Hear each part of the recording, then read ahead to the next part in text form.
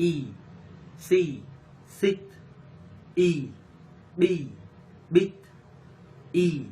he, hit, E, C, sit, E, he, hit, E, B, bit, A, ba, bad, ha, had, la, lag, ba, bad, ha, had,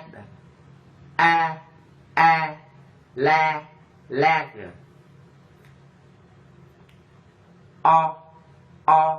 no, not, hot, boss, door, floor, tall,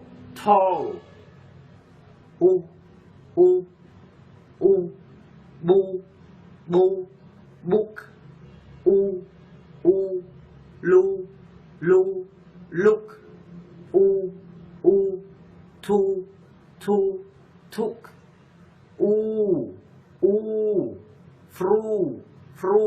fruit, tool,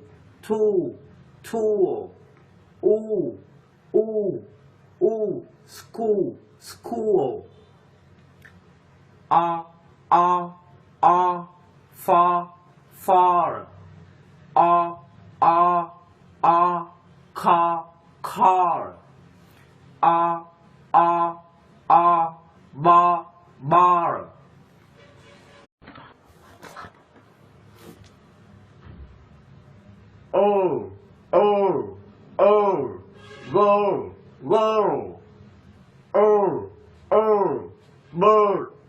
Bird,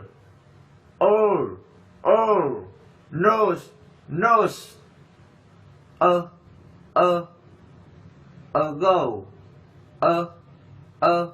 about,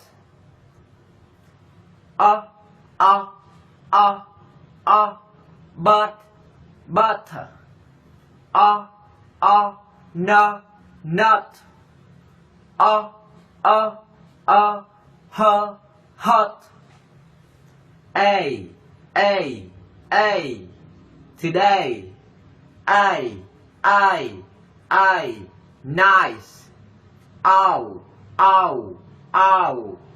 now,